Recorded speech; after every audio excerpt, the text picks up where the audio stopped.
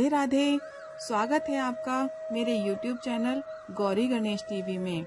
आज मैं आपको बहुत ही मजेदार एक हास्य कहानी सुनाऊंगी जिसका नाम है गुरु सेवा। कृपया कहानी को अंत तक सुने। एक साधु बाबा स्वयं को बहुत ही होशियार समझते थे। उनके 2 चेले थे। दोनों ही चेले काफी हष्ट-पुष्ट और लंबे तगड़े थे।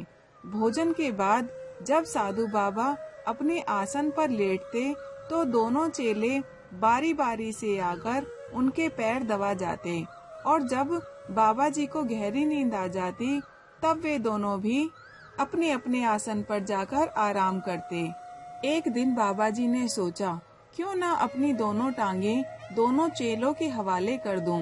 इस तरह दोनों टांगों का बंटवारा करने से खूब सेवा होगी और मुझे अधिक सुख मिल सकेगा।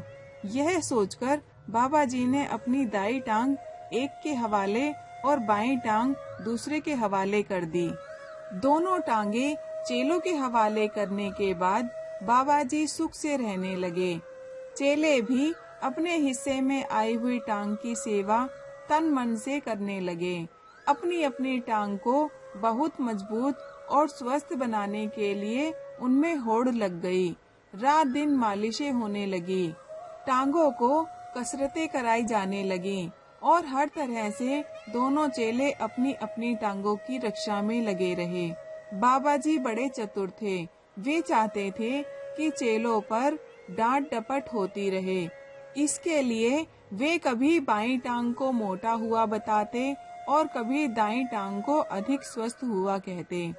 वे कभी एक चेले की प्रशंसा करते, कभी दूसरे की, ताकि सेवा में किसी तरह की कमी न रह जाए। धीरे धीरे चेलों में मतभेद पैदा होने लगा।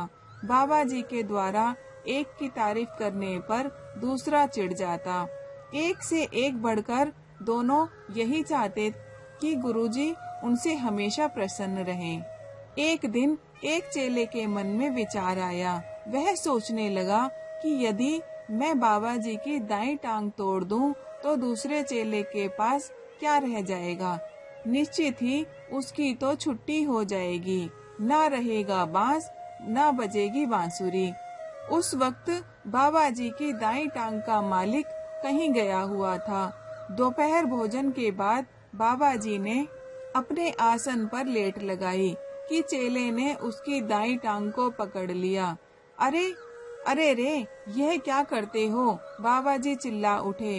कुछ नहीं महाराज, देखना चाहता हूँ कि यह टांग कितनी मजबूत है। आप निश्चिंत रहें, आपका कुछ नहीं बिगड़ेगा। यह कर उसने टांग को अपनी तरफ खींचा और उसे तोड़ डाला। बाबा जी दर्द के कारण बेहोश हो गए। थोड़ी देर में होश आने के बाद देखा कि टूटी हुई टांग का मालिक सामने खड़ा है। पीड़ा से कराहते हुए बाबा जी को देखकर पूछा तो मालूम हुआ कि बाईं टांग वाले चेले ने यह काम किया है। सुनकर वह आग बबूला हो गया। सोचने लगा, मुझे सेवा से अलग कर वह अकेला ही बाबा जी की कृपा का पात्र बनना चाहता है, लेकिन मैं ऐसा कभी नहीं होने दूंगा। सोचकर उसने उसके हिस्से वाली टांग को पकड़कर खींचा। बाबा चिल्लाए, ठहरो ठहरो, अब तुम यह क्या करने जा रहे हो?